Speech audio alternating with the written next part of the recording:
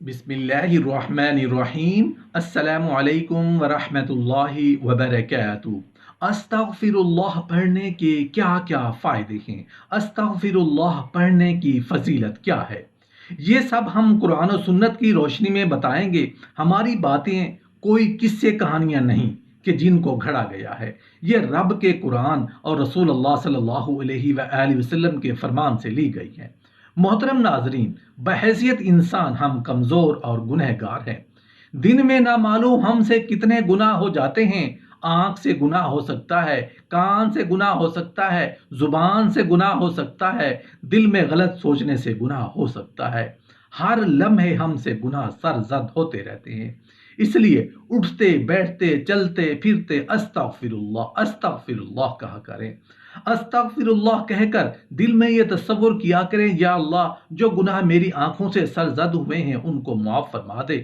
استغفر اللہ کہہ کر دل میں تصور کیا کریں، یا اللہ جو گناہ میرے کانوں سے سرزد ہوئے ہیں ان کو معاف فرما دے۔ استغفر اللہ کہہ کر دل میں یہ تصور کیا کریں، یا اللہ جو گناہ میری زبان سے سرزد ہوئے ہیں ان کو معاف فرما دے۔ استغفر اللہ کہہ کر دل میں یہ تصور کیا کریں، یا اللہ جو گناہ میرے ہاتھوں سے اور پاؤں سے سرزد ہوئے ہیں ان کو معاف فرما دے۔ استغفر اللہ کہہ کر دل میں یہ تصور کیا کریں، یا اللہ جو گناہ میری شرم گاہوں سے سرزد ہوئے ہیں ان کو معاف فرما دے۔ استغفر اللہ کہہ کر دل میں یہ تصور کیا کریں، یا اللہ جو گناہ میرے جسم کے کسی بھی حصے سے سرزد ہوئے ہیں ان کو معاف فرما دے۔ رسول اللہ صلی اللہ علیہ وآلہ وسلم نے فرمایا، گناہوں پہ شرمندہ ہونا توبہ ہے، اور جب کوئی انسان اللہ کی بارگاہ میں استغفر اللہ کہتا ہے، توبہ کرتا ہے، تو اللہ تعالیٰ ساتویں آسمان سے پہلے آسمان پر آ کر ایک خاص نگاہ ڈالتا ہے، ایک توجہ فرماتا ہے اور بندے سے کہتا ہے، میرے بندے آؤ، میں کب سے تیرے انتظار میں تھا، لوٹ آ اپنے رب کی مرضی کی طرف، لوٹ آؤ اپنے رب کی مغفرت کی طرف۔ جب کوئی بندہ اللہ تعالیٰ کے سامنے توبہ کرتا ہے یا استغفر اللہ پڑھتا ہے تو اللہ تعالیٰ 70 مرتبہ جواب میں اس کو لبیک کہتا ہے۔ بعض گناہ ایسے ہوتے ہیں جن کا ہمیں احساس تک نہیں ہوتا، یا جن کو ہم گناہ ہی نہیں سمجھتے۔ ایسی تمام حالتوں میں جب بھی دھیان ہو جائے تو فوراً دل میں نہایت ندامت کے ساتھ اللہ تعالیٰ کی طرف رجوع ہو جائیں اور زبان سے استغفر اللہ کہیں، یا اللہ میں بہت نادم ہوں، مجھے معاف فرما دیجئے اور آئندہ بھی مجھے اس سے محفوظ رکھیے۔ یہ وہ عمل ہے جس سے بندے پر اللہ تعالیٰ کے بے پایہ اور کامل رحمتوں کے دروازے کھل جاتے ہیں۔ اس سے قلبی ندامت کے ساتھ ساتھ احساس عقیدت پیدا ہوتا ہے، اور ایمان کی حفاظت ہوتی ہے، اور دولت تقوی نصیب ہوتی ہے۔ ایسے شخص سے جان بوجھ کر گناہ سرزد نہیں ہوتے یا بہت کم ہو پا جاتے ہیں، اور ایسے شخص سے مخلوق خدا کو اذیت نہیں پہنچتی۔ کسی انسان کی زبان پر استغفر اللہ جیسے الفاظ رہتے ہیں تو یہ بے فائدہ نہیں ہے، بہت اچھی چیز ہے۔ اور اگر انسان نے اس نیت سے استغفر اللہ پڑھا کہ اس نے جو گناہ کیے ہیں ان کی معافی مل جائے تو اس کے تمام گناہوں کو اللہ تعالیٰ معاف فرما دیتا ہے۔ جو استغفار کو لازم کر لے، اللہ پاک اس کی تمام مشکلوں میں آسانی، ہر غم سے آزادی، اور اسے وہاں سے روزی دے گا جہاں سے اس کا گمان بھی نہیں ہوگا۔ استغفار کے بہت سے فائدے ہیں۔ استغفار عبادت بھی ہے، گناہوں سے معافی کا ذریعہ بھی ہے، قرب خداوندی کا ذریعہ بھی ہے۔ جب انسان سے بار بار استغفار ہوتی ہے، قرآن مجید میں ارشاد باری تعالیٰ ہے، اللہ استغفار کرنے والوں پر رحم کی بارش کرتا ہے، ان کی طاقت میں اضافہ فرماتا ہے۔ استغفر اللہ پڑھنے سے بے اولادوں کو اولاد ملتی ہے۔ استغفر اللہ پڑھنے سے صحت و تندرستی قائم رہتی ہے، اور انسان اپنی جسمانی اور روحانی قوتوں سے بھرپور فائدہ اٹھاتا ہے۔ یہ اس بے بس آدمی کے لیے راہ کشادہ ہے جس کے لیے زمین تمام تر وسعتوں کے باوجود تنگ پڑ گئی ہو۔ وہ مایوس شخص جو اپنے آپ سے اکتا گیا ہو، وہ پریشانی کے باعث تنگ دلی کا شکار رہتا ہو، استغفراللہ اس کی مایوسی اور پریشانی دور کر کے اسے نئی زندگی عطا کرتا ہے اور فراخ دلی سے آشنا کرتا ہے۔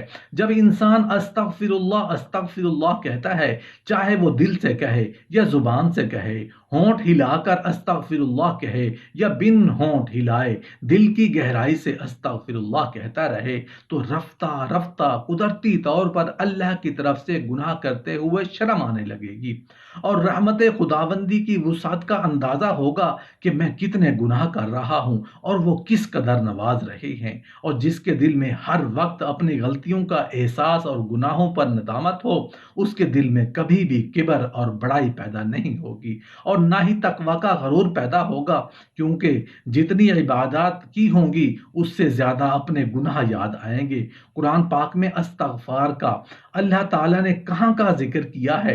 ارشاد باری تعالیٰ ہے، اللہ تعالیٰ گناہ بخشنے والا اور توبہ کا قبول فرمانے والا، سخت عذاب والا، انعام و قدرت والا، اس کے سوا کوئی معبود نہیں، اس کی طرف واپس لوٹنا ہے۔ محترم ناظرین، ایک حدیث ہے جس کا مفہوم کچھ اس طرح ہے کہ رسول اللہ صلی اللہ علیہ وآلہ وسلم نے ارشاد فرمایا کہ بنی آدم میں سے ہر ایک سے خطا ہوتی ہے، مگر خطا کرنے والوں میں سب سے بہتر اور افضل وہ ہوتا ہے جو نادم اور شرمندہ ہو کر توبہ کر لیتا ہے۔ حضرت انس رضی اللہ عنہ سے مروی ہے کہ رسول اللہ صلی اللہ علیہ وآلہ وسلم نے ارشاد فرمایا کہ بنی آدم میں سے ہر ایک گناہوں کا ارتکاب کر لیتا ہے، اور گناہوں کرنے والوں میں سب سے افضل اور بہتر لوگ وہ ہیں جو توبہ کرتے ہیں۔ اور ایک دوسری حدیث شریف میں رسول اللہ صلی اللہ علیہ وآلہ وسلم کا ارشاد ہے کہ اللہ کے یہاں گناہوں سے توبہ کرنے والوں کا حال ایسا ہے جیسا کہ انہوں نے کبھی گناہ ہی نہیں کیا ہے۔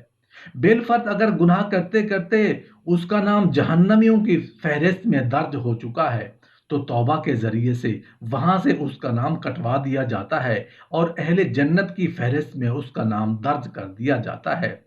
پس اے نبی، تو صبر کر، اللہ کا وعدہ بلا شک و شبہ سچا ہی ہے۔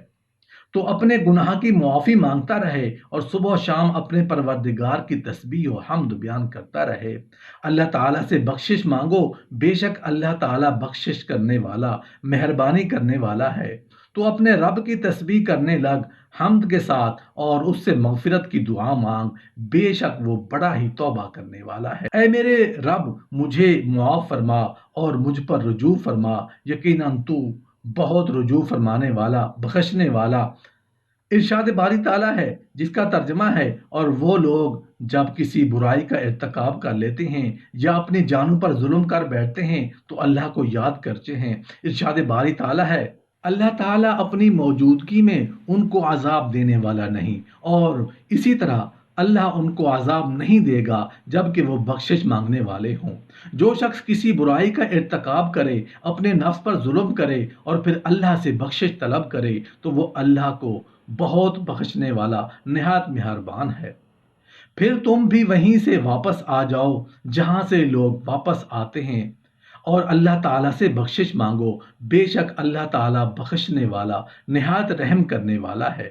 بخاری شریف کی روایت ہے، حضرت عائشہ صدیقہ رضی اللہ عنہ فرماتی ہیں کہ سورہ نصر میں فَسَبِّحْ بِحَمْدِ رَبِّكَ وَاسْتَغْفِرْهُ إِنَّهُ كَانَ تَوَّابًا کے نزول کے بعد نبی کریم صلی اللہ علیہ وآلہ وسلم اپنی ہر نماز میں سبحانک اللہم وبحمدک اللہم اغفر لی پڑھا کرتے تھے، اور قرآن پاک پر عمل کرتے ہوئے اپنے رکوع اور سجود میں کثرت سے سبحانک اللہم وبحمدک اللہم اغفر لی پڑھتے تھے۔